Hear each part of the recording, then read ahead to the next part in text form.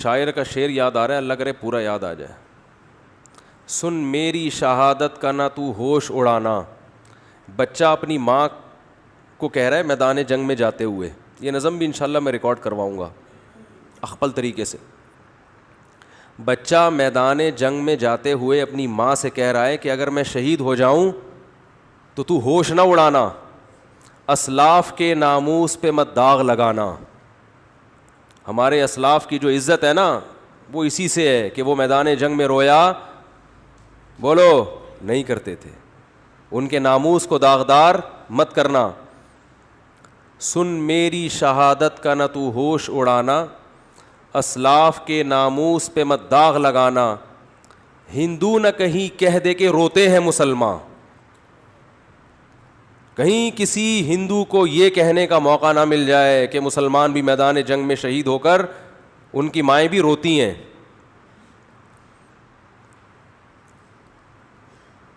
پھر کہتا ہے کٹ جاؤں مقتل میں تو اف تک نہیں کہنا. تو ماں کا اپنے بیٹے کی شہادت پہ رونا یہ برا نہیں ہے, یہ تو محبت کی علامت ہے. رونا تو سنت ہے, واویلا کرنا, چیخنا, چلانا.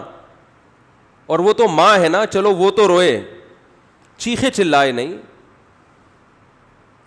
اپنی نواسی کی موت پر ہمارے نبی صلی اللہ علیہ وسلم کی بھی آنکھوں سے آنسو جاری ہوئے. آپ نے فرمایا کہ دل غمزدہ ہے, آنکھیں بہہ رہی ہیں, زبان وہی کہے گی جس پہ ہمارا رب راضی ہوگا. زبان سے وہی کہیں گے جس پہ اللہ کیا ہوگا راضی. آنکھوں پہ کنٹرول نہیں ہے تو رونے پر پابندی نہیں ہے. میدان جنگ میں تو رونا بری بات ہے. تو امریکیوں سے گزارش ہے کہ ہمارے ہاں ٹرکوں کے پیچھے لکھا ہوا ہوتا ہے تپڑ ہے تو پاس کر ورنہ برداشت کر. اس کا انگلش میں ترجمہ کروا کے اپنی پینٹوں کے پیچھے لکھوا لیں گے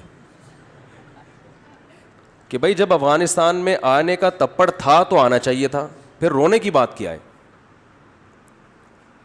پھر رونے کی بات کیا ہے.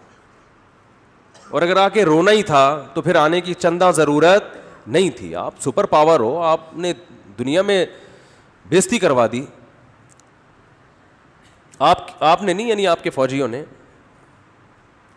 تو ان کو چاہیے کہ ہمارے ہاں ٹرکوں کے پیچھے لکھا ہوتا ہے, اس کا کوئی انگلش میں ترجمہ کروا کے اگر شائع کر دے تو یہ بہت زبردست. ٹرکوں کے پیچھے, رکشوں کے پیچھے جو آپ کو اقوال ملیں گے وہ جمعے کے بیانات میں, اتوار میں نہیں ملیں گے آپ کو. حقیقت بتا رہا ہوں, بڑے سبق آموز باتیں ہوتی ہیں اس میں. تو اگر اوباما یہ پڑھ لیتے محترم تو میرا خیال ہے یہ جرت اور ہمت نہ ہوتی. تو وہاں جو افغانی لوگ بتاتے ہیں کہ جو امریکن سے لڑنے والے لوگ ہیں ان کے جب گولی لگتی ہے تو ان کا ریئیکشن الگ انداز سے ہوتا ہے, امریکن کے جب لگتی ہے تو وہ پاگلوں کی طرح عجیب سے چیخ رہے ہوتے ہیں, چلا رہے ہوتے ہیں, وہی کیا ہو گیا. تو ان کا چیخنا بالکل درست ہے, اس لیے کہ ان کے سامنے آخرت نہیں ہے. ان تکونوا تعلمون فإنهم يعلمون كما تعلمون وترجون من الله ما لا يرجون. اللہ فرماتے ہیں اگر تمہیں, اہل اسلام سے اللہ خطاب کر رہے ہیں, میدان جنگ میں تمہیں اپنے ملک کے دفاع میں لڑتے ہوئے اگر تمہیں زخم پہنچتے ہیں تو ان کو بھی تو زخم پہنچتے ہیں. اس کو زخم پہنچ رہے ہیں پھر بھی لڑ رہا ہے اور تم میدان میں پیچھے ہٹ جاؤ. وَتَرْجُونَ مِنَ اللَّهِ مَا لَا يَرْجُونَ, جبکہ تم اس زخم پہ اللہ سے وہ امیدیں لگا کے بیٹھے ہوئے ہو جو تمہارا مخالف امیدیں لگا کے نہیں بیٹھا. تمہارا مخالف صرف گورنمنٹ سے مختلف قسم کے الاؤنس لینے کی امیدیں ہیں اس کو کہ میں زخمی ہو جاؤں گا اتنے پیسے ملیں گے, میری ٹانگ ٹوٹ جائے گی لکڑی کی جرمنی سے ٹانگ لا کے لگوا دی جائے گی. بس ان کو اپنے حکمرانوں سے امیدیں ہیں اور مرنے کے بعد تو وہ بھی نہیں ہے. میدان جنگ میں مر گئے تو اب کیا کس توپوں کی سلامی قبر پہ دی جائے یا 25 توپوں کی, اس سے مردے کو کیا فائدہ ہے. وہ کہے گا مجھے تو مار دیا نا. کہتے ہیں اس کے لواحقین کو نواز دیں گے. تو لواحقین کو نواز کے, یہ بھی تو اپنے لواحقین میں سب سے پہلے تو یہ تھا, لواحقین کے لیے اپنے آپ کو ہی مروا دیا. وہ کہے گا یار اتنا پروٹوکول تو میں زندگی میں لواحقین کو نہیں دیتا تھا. تو یہ مزیداری نہیں ہے. مزیداری ہے ان تکونوا تعلمون فانہم یعلمون کما تعلمون وترجون من اللہ ما لا یرجون. خدا کی قسم قرآن کی اس ایک آیت نے ایسا مسلمانوں کو موٹیویٹ کیا ہے اپنے قوم کے لیے, اپنے ملک کے لیے, اپنے مذہب کے لیے لڑنے کا, ایسی آگ بھری ہے. اللہ فرماتے ہیں اگر تم زخمی ہوتے ہو تو انہیں بھی تو زخم پہنچتے ہیں, وہ تھوڑی جیسے آتے ہیں ویسے کے ویسے, کچھ تو تم نے ان کو بھی مارا ہوتا ہے. اس کے باوجود وہ میدان میں اتر رہے ہیں.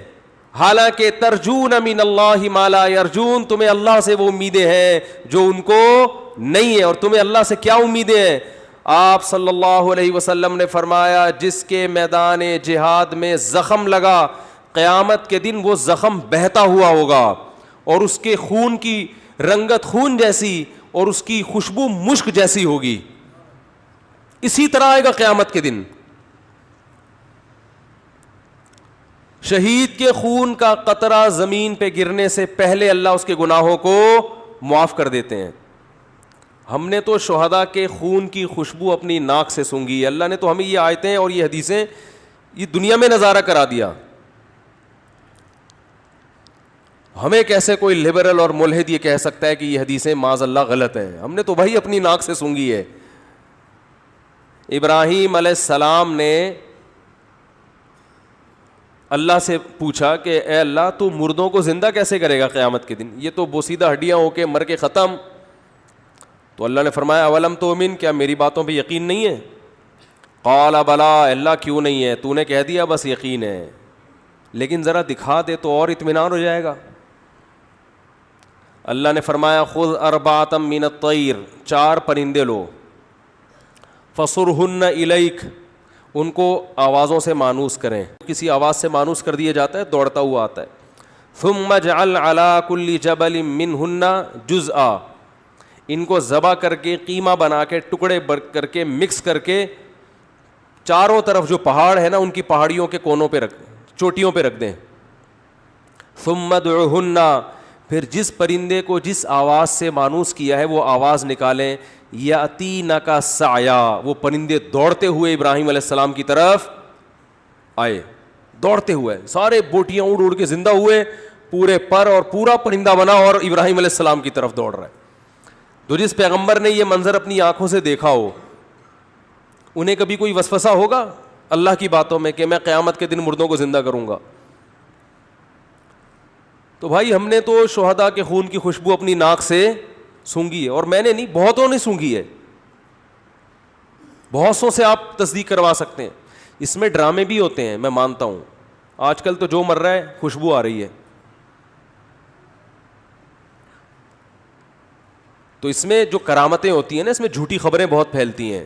لوگ اپنے بڑوں کو سے عقیدت میں غلو کی وجہ سے ان کو بہت اوپر چڑھا دیتے ہیں, لیکن جو مشاہدہ ہے اس کا تو انکار نہیں ہو سکتا. ہم نے تو خود مشاہدہ کیا, اور ایک کا نہیں کیا ہے, بہت سو کا کیا ہے.